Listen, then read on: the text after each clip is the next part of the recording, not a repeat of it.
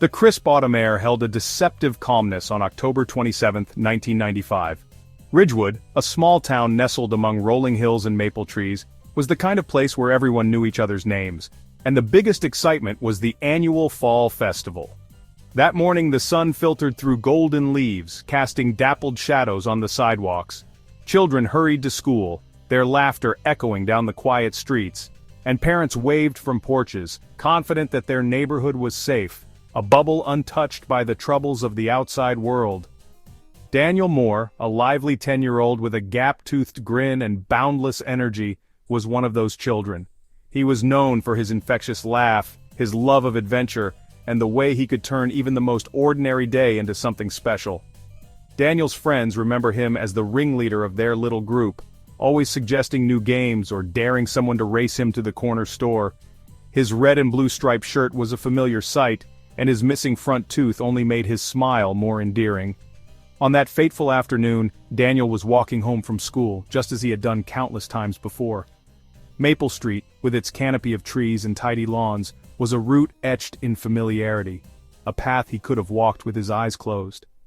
Neighbors often saw him skipping along, backpack bouncing, sometimes stopping to kick a pile of leaves or chat with a friend. But on October 27th, something changed. Daniel was last seen turning the corner near Mrs. Henderson's house, waving to her as she raked her yard. After that, he simply vanished. The normalcy of that afternoon honestly just amplifies the unsettling mystery. Children played hopscotch on the sidewalk, parents tended to gardens, and the world seemed perfectly ordinary. There were no screams, no signs of struggle, no indication that anything was amiss. It was as if the universe had paused for a moment, allowing something unthinkable to slip through the cracks. The sun dipped lower in the sky, casting long shadows, and still no one noticed that Daniel was missing. One moment he was there, the next, gone. His backpack was never found, nor were there any clues left behind, no footprints, no dropped lunchbox, nothing to suggest where he might have gone. It was as if Daniel had simply evaporated into thin air, leaving behind only questions and a growing sense of dread. The disappearance sent shockwaves through the peaceful town of Ridgewood. News spread quickly, and soon, neighbors were knocking on doors, calling out Daniel's name, and searching every backyard and alleyway. The local police organized search parties, combing the woods and fields that bordered the town. Volunteers hung missing posters on telephone poles and in shop windows. Candlelight vigils were held in the town square where families gathered to pray for Daniel's safe return. The sense of community, once a source of comfort, now felt fragile and uncertain. Hope morphed into despair as days bled into weeks, then months, then years. The Moore family kept Daniel's room just as he'd left it, his favorite toys lined up on the shelf, his drawings still taped to the wall. Each passing day brought fewer leads and more heartache. The town tried to move on, but the loss lingered like a shadow. Birthdays and holidays came and went, each one marked by an empty chair at the table and the ache of what might have been. Daniel Moore became more than a missing child. He became a ghost story whispered on the wind, a symbol of unanswered questions. Children grew up hearing warnings to stay close to home, and parents locked their doors a little earlier each night. Some say they still see Daniel's shadow on Maple Street when the leaves begin to fall, a fleeting glimpse of a boy who never made it home. His story is a reminder of how quickly innocence can be lost, and how sometimes, the most ordinary days can change everything forever. The search for Daniel began the moment his absence was discovered, sending shockwaves through the quiet town of Ridgewood. Within hours, the local police force mobilized, joined by neighbors, friends, and even strangers from nearby communities. The urgency was palpable. Every second felt precious, every minute a chance to bring Daniel home. The air buzzed with tension and hope as people gathered at the forest's edge, clutching flashlights, walkie-talkies, and hastily printed maps. Parents whispered prayers, their faces drawn with fear and exhaustion, while children clung to their mothers, sensing the gravity of the moment. Police officers methodically scoured the area, forming search lines that swept through the dense, shadowy woods. Volunteers, some with search dogs, combed every thicket and ravine, calling Daniel's name into the gathering dusk. Divers, their faces set with determination, plunged into the cold, murky waters of the local quarry, searching for any sign of the missing boy. Helicopters hovered overhead, their searchlights cutting through the darkness, illuminating the forest canopy and the anxious faces below. The community's response was overwhelming. No one wanted to believe that Daniel could simply vanish. Soon, Daniel's face was everywhere, on telephone poles, in shop windows, and on the front page of the local newspaper. Volunteers fanned out across Ridgewood, distributing missing posters and knocking on doors, hoping for any scrap of information. Cars crawled through neighborhoods, their drivers calling Daniel's name into the night. News crews arrived, broadcasting the story to a wider audience, their cameras capturing the raw emotion of a community united in hope and fear. As the days slipped by, the initial surge of energy began to wane. Calendar pages flipped, marking the relentless passage of time. Searchers grew weary, their faces etched with fatigue and disappointment. Nights were spent huddled around campfires, sharing coffee and stories, clinging to the hope that tomorrow would bring answers. Maps of the area became crowded with red X's and circles, each mark a reminder of places searched and hope slowly fading. The once hopeful atmosphere gave way to a grim reality. Despite their best efforts, there was still no trace of Daniel. Leads began to dry up. Detectives pored over a cluttered evidence board, frustration mounting as each new clue led to another dead end. Witnesses offered conflicting accounts. Some claimed to have seen Daniel near the woods, others insisted he was last spotted by the quarry. The investigation stalled, and the sense of helplessness grew. Family members sat by the phone, waiting for news that never came, while townspeople argued over what could have happened, their confusion deepening with each passing day. The lack of evidence only deepened the mystery, casting a pall over Ridgewood. The town, once lively and close-knit, now felt shrouded in uncertainty and fear. Every empty swing, every shadow in the woods became a painful reminder of Daniel's absence. As hope faded, the community was left with more questions than answers, and the chilling realization that sometimes, even the most determined search can come up empty.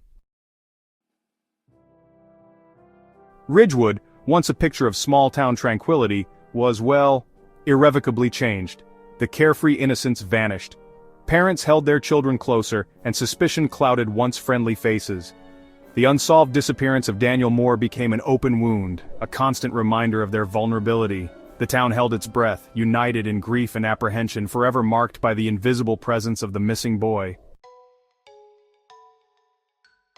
For Daniel's family, the pain was unbearable. Each day began and ended with the agonizing question, where is he? Their home, once filled with laughter, became a shrine to their lost son, each photograph a reminder of their shattered happiness. Years did little to ease their pain, the unanswered questions gnawing at their souls. Their grief, profound and unending, mirrored the town's collective sorrow. Theories about Daniel's disappearance abounded, each more unsettling than the last. Some whispered about a stranger passing through town, others pointed fingers at reclusive locals. Rumors spread like wildfire, fueled by fear and speculation. Was it a random act, a tragic accident, or something more sinister? The lack of answers provided fertile ground for conjecture, turning neighbors against neighbors, suspicion festering in the silence.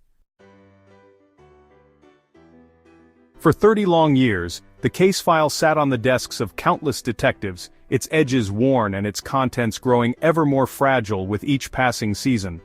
The folder, marked with Daniel Moore's name, became a silent fixture in the station, a constant reminder of a mystery that refused to fade. Each time a detective retired or transferred, the case was handed over, a solemn ritual that carried with it the weight of unfulfilled promises and lingering questions. The story of Daniel's disappearance was whispered in the hallways, a legend that haunted the precinct and bound generations of officers together in a shared pursuit of justice. Every new detective who inherited the case brought with them a sense of hope and determination. They would spend long nights hunched over the cluttered desk, sifting through yellowed reports and brittle photographs, searching for the one detail everyone else had missed. The files were filled with the echoes of past efforts, notes scribbled in the margins, maps marked with circles and arrows, lists of names and places that had all been checked and rechecked. Some detectives even reached out to old witnesses, hoping that time had loosened tongues or jogged memories. But the leads were cold, and the trail seemed to grow fainter with every year that passed. Time, relentless and unforgiving, became the greatest adversary. Calendar pages flipped by in a blur, and the evidence room grew dustier, its shelves crowded with boxes labeled unsolved. Memories faded, witnesses moved away or passed on, and crucial details slipped through the cracks. The once vivid recollections of that fateful night became muddled, distorted by the years. Even the physical evidence, photographs, clothing, handwritten notes began to deteriorate, as if the case itself was slowly being erased by the passage of time. Yet despite the odds, hope endured. It flickered like a candle in the darkness, sometimes barely visible but never fully extinguished. Each detective, no matter how discouraged, felt a responsibility to keep searching, to keep asking questions, to keep the investigation alive. The bulletin board in the squad room was covered with case notes, photographs, and timelines, a testament to the unwavering commitment of those who refused to let Daniel's story be forgotten. The hope for answers, for justice, was passed down like a torch, lighting the way for the next in line. The detectives knew they owed it to Daniel, whose life was cut short, and whose memory lingered in every faded photograph. They owed it to his family, who had spent decades waiting for news, clinging to the hope that one day the truth would come to light. Every time they looked at Daniel's picture, they were reminded of the promise they had made, to never give up, no matter how cold the trail became. And they owed it to the town itself, a community that had been forever changed by Daniel's disappearance, and that still yearned for closure. The people waited year after year, hoping that someday, someone would finally solve the mystery and bring peace to their town. The case was more than just a file, it was a promise that justice would not be forgotten, no matter how many years went by. Each anniversary of Daniel's disappearance brought a fresh wave of media attention. Reporters descended upon Ridgewood, their cameras capturing the town's somber commemoration. Candlelight vigils were held, prayers whispered, memories shared. The family, their faces etched with 3 decades of pain, made emotional pleas for information. Each time a flicker of hope emerged only to be met with the crushing reality of silence.